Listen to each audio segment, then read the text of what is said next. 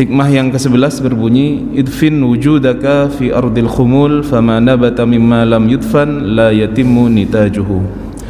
Yang artinya adalah idfin wujudak, idfin, kuburkanlah, wujudaka, eksistensimu, dirimu, fi ardil khumul, dalam tanah al-khumul, ketidakpopuleran, ketidakterkenalan.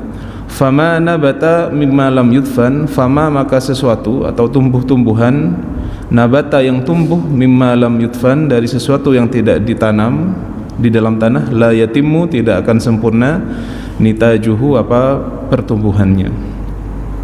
Hikmah ini secara garis besar mengatakan begini, hendaklah kita sebelum tampil di masyarakat, sebelum menjadi orang tokoh yang didengarkan kata-katanya, sebelum dia berfatwa tentang ilmu agama, hendaklah dia menyembunyikan identitasnya agar tidak menjadi sorotan publik, agar tidak menjadi orang yang terkenal terlebih dahulu. Ada masa di mana dia harus uzlah, harus menyendiri sebelum dia akhirnya menjadi orang yang terkenal ataupun menjadi tokoh di masyarakat apapun itu. Diibaratkan ini oleh beliau dengan benih yang ditanam di dalam tanah. Benih, kata beliau, ketika akan ditanam di dalam tanah, dia harus benar-benar ditaruh di bawah tanah, disembunyikan.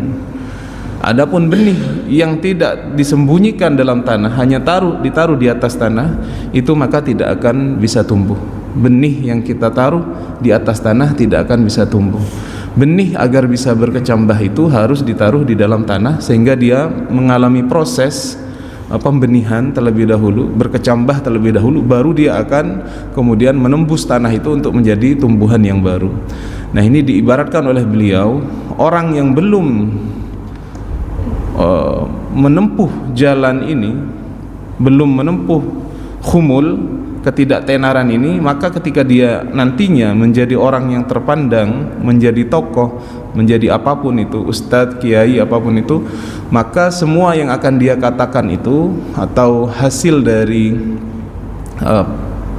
yang akan dia sampaikan di masyarakat itu tidak akan bisa sempurna. Nah, ini arti secara singkas dari hikmah yang ke-10 ini. Makanya kata beliau, setiap orang itu ataupun tumbuhan yang diibaratkan oleh beliau ini mempunyai dua masa atau dua fase. Yang pertama adalah marhalatut ta'sis. Jadi masa ketika tumbuh-tumbuhan itu masih berada di dalam tanah. Nah, itu dia akan mempersiapkan untuk berkecambah, calon batangnya, calon daunnya, itu semuanya diproses di situ ketika dia masih berada di dalam tanah.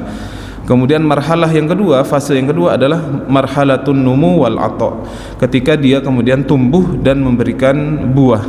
Ini adalah ketika dia tumbuh menembus tanah untuk mencari sinar matahari, dan ketika dia sempurna mendapatkan sinar matahari dan air yang cukup tentunya, maka dia akan tumbuh dengan bagus dan juga akan memberikan buah yang bagus.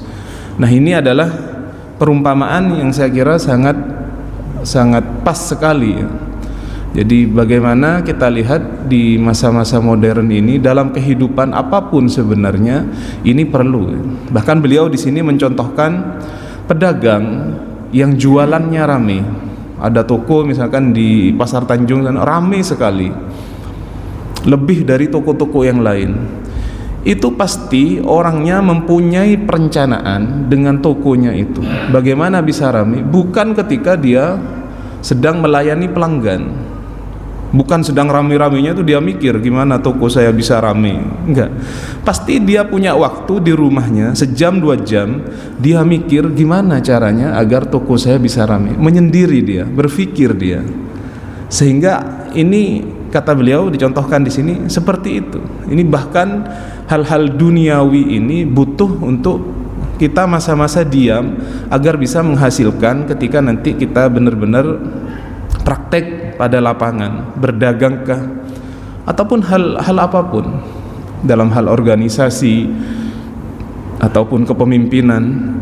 Ada orang, kata beliau dicontohkan di sini, masih baru, masih muda, tetapi secara spontan tiba-tiba diberikan jabatan yang sangat besar, padahal dia belum punya pengalaman, padahal usianya masih muda.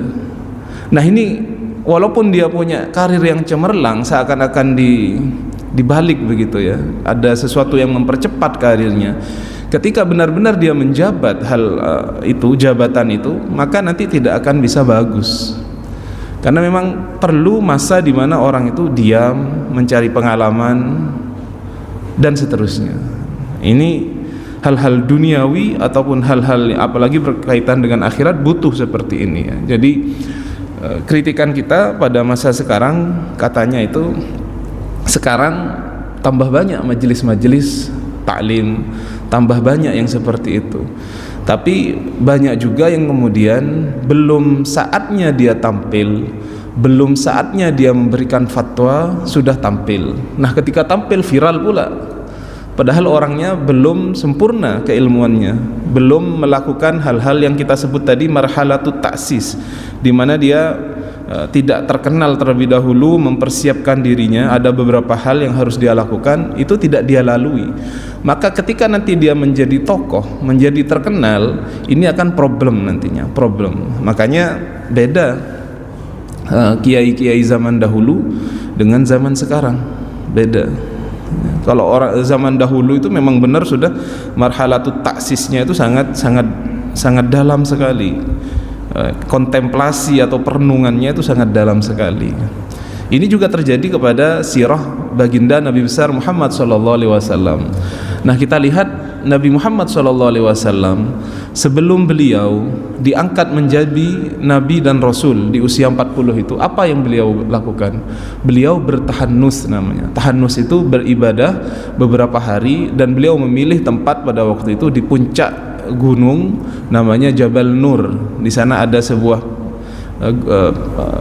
gua, tapi bukan gua yang besar ya, hanya seperti satu rongga, dan itu hanya cukup untuk satu orang. Nah beliau di situ, apa yang beliau lakukan di puncak gunung itu? Berta'amul. Ta'amul itu memikirkan kenapa matahari terbit, tenggelam, kenapa suku saya menyembah berhala, itu beliau renungkan begitu ya. Nah ini marhalatut taksis daripada Nabi, sehingga Nabi diangkat menjadi Nabi itu ketika benar-benar secara spiritual sudah sangat matang. Jadi perlu seperti itu. Jadi perlu adanya waktu-waktu menyendiri, tidak terkenal, sebelum kemudian orang tersebut menjadi tokoh kemudian atau menjadi ustadz apapun itu, seperti yang dilakukan oleh sirah baginda Nabi besar Muhammad SAW. Dan ini seperti yang sudah kita jelaskan lagi, dalam semua hal perlu ya. Makanya kalau kita lihat sekarang fenomena misalkan dimanapun, di negeri manapun, ada orang belum saatnya jadi pemimpin, bahkan pemimpin terbesar, dipaksakan menjadi pemimpin, hasilnya tidak akan sempurna. Hasilnya tidak akan sempurna. Karena itu perlu proses yang panjang, pengalaman yang panjang, perenungan yang panjang. Secara spiritual dia harus kuat ya, harus kuat terlebih dahulu. Secara pengalaman dia harus kuat, baru akan menjadi pemimpin yang kuat. Kita lihat dulu presiden-presiden kita, dari Presiden Soekarno itu kan pejuang-pejuang semua dahulu ya. Mereka semua pejuang-pejuang yang sangat, ya kita lihatlah biografinya ya. Sebelum menjadi presiden memang sudah menjadi aktivis yang luar biasa untuk kemerdekaan bangsa Indonesia. Nah, maka ini perlu kita perhatikan ya. Makanya di zaman sekarang ini perlu kiranya untuk lebih arif ya, lebih arif. Jangan hanya mencari keviralan ya. Ada orang tiba-tiba viral, kita nggak tahu dia latar belakangnya dari mana, kemudian ilmunya dia dapat dari mana. Yang penting dia viral, terkenal, kemudian itu yang kita ikuti. Tunggu dulu, kita lihat dulu backgroundnya dia dari mana ya. Apalagi dalam masalah agama ya. Dalam masalah agama ini penting sekali untuk melihat background. Bapak-bapak dan ibu-ibu tentunya di sini pernah sakit ya. Kita kalau sakit itu ingin pergi ke dokter yang tentunya dia paling spesialis, kalau perlu pengalamannya sudah banyak. Kita sakit gigi, berbeda kita sakit gigi misalkan pergi ke dokter yang baru praktek, baru lulus, atau yang sudah pengalamannya luar biasa. Di daerah saya itu, di daerah Panti itu ada namanya dulu Pak Jiring itu, kalau yang kenal itu luar biasa, nggak pernah jadi dokter ya, tapi hanya mantri kalau nggak salah, tapi pengalamannya luar biasa ya. Harganya murah, kalau nembel ataupun mencabut itu ya sesuai dengan harganya, sesuai dengan harganya ya, nggak bagus-bagus banget tapi masih kuat begitu, dibanding dengan dokter muda yang kemudian yang baru lulus, baru praktek. Nah kalau bapak-bapak ibu-ibu disuruh milih, kira-kira ada dokter penyakit dalam sudah pengalaman 15 tahun 20 tahun sama dokter yang baru selesai praktek, baru lulus, kira-kira milih yang mana? Pasti milih yang berpengalaman. Ini dalam hal pengobatan. Nah kita bayangkan sekarang dalam ranah agama, dalam ranah agama tentunya lebih berat daripada itu, karena agama itu yang menentukan baiknya akhirat dan duniawi kita. Makanya kalau cari ustadz, mohon maaf, tentukan dulu dia ini lulusan mana, sekolah di mana dulu, sekolah di mana. Jangan-jangan tidak jelas sekolahnya, jangan-jangan gurunya siapa. Makanya sampai ada di Malaysia itu sinetron yang sangat terkenal itu namanya Bid'ah. Tokohnya namanya Walid. Itu tersesat semua pengikutnya karena nggak jelas, kita nggak lihat, nggak jelas. Pokoknya dia berjubah ya, terlihat seperti tokoh agama, akhirnya diikuti, akhirnya sesat semua itu ya. Akhirnya ada yang menjadi istri batinnya Walid, ya, macam-macam pokoknya ya. Ini karena kita nggak lihat dia backgroundnya di mana, kuliahnya di mana, lulusan mana, bener nggak dia belajar agama, pesantren mana, sekolah mana, sanadnya bersambung ke siapa begitu ya. Nah itu perlu ya. Makanya di zaman sekarang, zaman media sosial itu kita gampang, pokoknya dia lihat retorikanya bagus, mempesona, oh ini betul ini. Belum tentu Pak. Dan kadang dengan kemampuan bicara yang bagus belum tentu yang disampaikan itu benar ya. Belum tentu itu benar ya. Karena zaman sekarang kadang-kadang masih muda sudah kadang-kadang berada di depan dan memberikan fatwa. Nah ini yang kemudian membuat kisruh bangsa Indonesia sekarang ini ya. Kisruh masalah nasab, kisruh masalah habaib, rame terus, nggak selesai-selesai. Karena yang begini, yang muda-muda ini yang belum saatnya tampil, ilmunya belum dalam, belum melakukan tazkiyatun nafsi, kemudian sudah diberikan kesempatan tampil, viral pula ya. Terkenal kemana-mana. Makanya perlu dalam ranah agama kita lihat lulusan mana, pesantren mana, gelarnya apa, spesialisasinya apa. Kalian bapak-bapak tentunya kalau sakit gigi pergi ke spesialis gigi, nggak mungkin sakit gigi ke spesialis penyakit dalam. Ustadz pun sebenarnya ada spesialisasinya. Kalau kuliah itu ada kuliah namanya jurusan syariah. Nah, jurusan syariah ini paham dia tentang hukum-hukum Islam. Ada namanya kuliah jurusan usuluddin, dia paham tentang tafsir hadis begitu. Ada kuliah dakwah, macam-macam. Makanya ada spesialisasi sebenarnya ustadz-ustadz itu. Itu yang di kampus.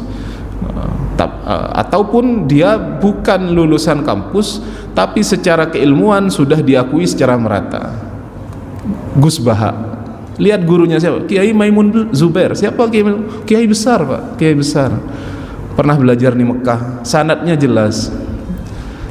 Tiba-tiba ada ustadz baru gak jelas. Nah, makanya ini yang kadang-kadang menyesatkan sedikit-sedikit bid'ah, sedikit-sedikit menyalahkan. Ini yang kemudian membuat suasana di Indonesia ini sering panas begitu ya. Nah, jadi perlu kiranya untuk memperhatikan ini. Perlu adanya marhalatut ta'sis. Apa yang harus disiapkan bagi seorang yang ingin kemudian menjadi tokoh agama, menjadi ustadz, menjadi apapun itu? Yang pertama adalah ilmu ya. Karena ilmu ini adalah sumber ya. Sumber. Karena sekarang itu banyak orang kemudian bicara tanpa adanya ilmu. Apalagi orang awam. Oh katanya Habib itu nasabnya terputus. Oh iya nasab terus. Iya itu nggak benar itu. Padahal dia hanya dengar-dengar saja, tidak melakukan saja. Apakah benar orang yang bicara itu secara otoritatif diakui kepakarannya dalam bidang nasab misalkan? Dia benar paham nggak? Karena di dunia Arab itu memang terkenal dengan ahli nasab. Di setiap suku itu ada namanya nasab, ahli nasab. Apakah benar dia keilmuannya sudah diakui? Apakah dia benar kuliah di bidang itu? Risetnya tentang nasab itu seperti apa? Diakui nggak sama ulama-ulama dunia?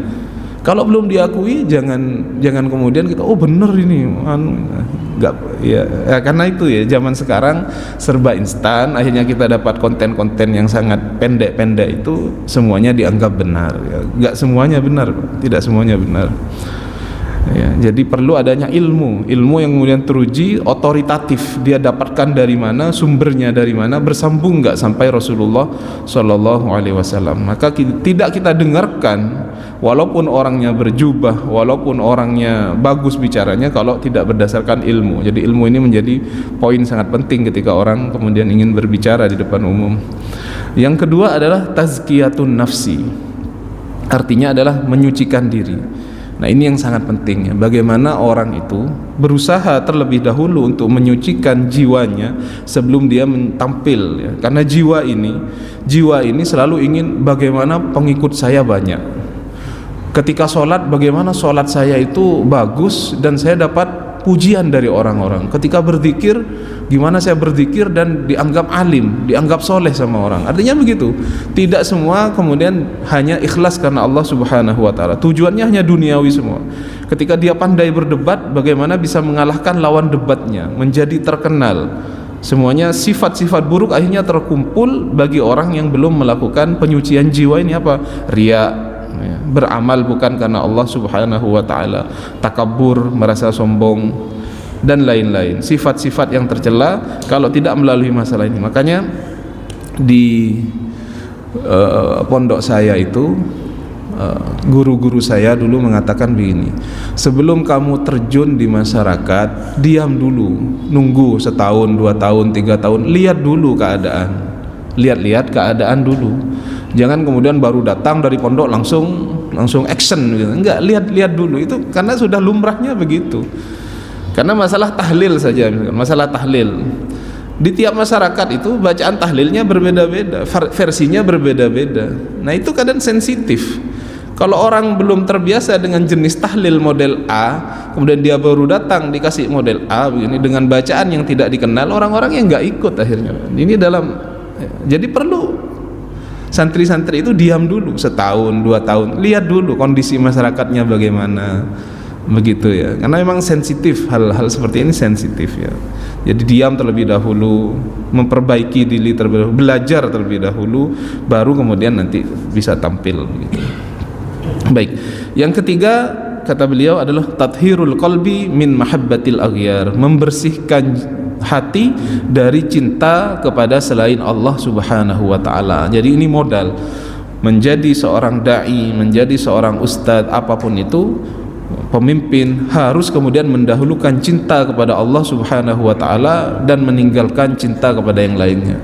Menjadi tokoh tetapi dia cinta kepada dunia, akhirnya dia semuanya dilakukan untuk mencari kesenangan-kesenangan dunia. Tapi kalau sudah dia cinta kepada Allah Subhanahu wa taala, pasti benar seperti ini ya. Menjadi tokoh, menjadi pemimpin masyarakat, menjadi pemimpin sebuah negara, pasti memperhatikan masyarakatnya. Di zaman Sayyidina Abu Bakar As-Siddiq, beliau itu selama menjabat menjadi khalifah, sebelum beliau menggantikan kepada Sayyidina Umar ibn al-Affan, penerus beliau atau khalifah selanjutnya, itu menyuruh kepada bawahannya, tolong harta saya sebelum saya menjadi khalifah dan setelah saya menjadi khalifah ini dihitung. Misalkan harta saya sebelum menjadi khalifah katakanlah 1 juta. Setelah saya menjadi khalifah berapa harta saya? Kalau lebih dari 1 juta, kembalikan uangnya kepada Baitul Mal, kembalikan uangnya kepada negara. Coba kalau ini kita laksanakan di Indonesia. Ada pemimpin seperti ini, sebelum menjadi presiden dan setelah menjadi presiden hitung uangnya. Kalau uangnya lebih banyak, kembalikan. Ini dulu yang dicontohkan oleh Sayyidina Abu Bakar As-Siddiq. Akhirnya apa? Ketika Umar diangkat menjadi khalifah setelah beliau, Umar bilang apa? Dia sudah membuat capek orang setelahnya. Artinya apa? Memberikan suri tauladan yang bagus. Berat. Berarti Umar nanti ketika menjadi khalifah harus melakukan itu, harus kembali mengikuti tradisi dari Abu Bakar, yaitu menghitung uang sebelum diangkat jadi khalifah dan setelah menjadi khalifah berapa. Kalau lebih dikembalikan kepada negara, begitu ya. Nah, ini orang-orang yang benar-benar mencintai Allah Subhanahu wa taala, begitu ya. Jadi tidak kemudian mencari harta, mencari ketenaran, mencari followers, mencari dan lain-lain. Hanya mencintai Allah Subhanahu wa taala. Nah, jadi intinya dari hikmah yang ke-11 ini, bagaimana seseorang sebelum tampil di masyarakat itu kemudian melalui fase-fase tadi. 3 hal dia harus kuasai, yaitu ilmu, tazkiyatun nafsi, menyucikan jiwa, dan juga membersihkan hatinya dari cinta kepada selain Allah Subhanahu wa taala, sehingga ketika nanti dia benar-benar tampil, dia sudah siap secara rohani, sehingga apa yang keluar darinya adalah benar-benar sesuatu yang benar, tidak kemudian berasal dari hawa nafsunya.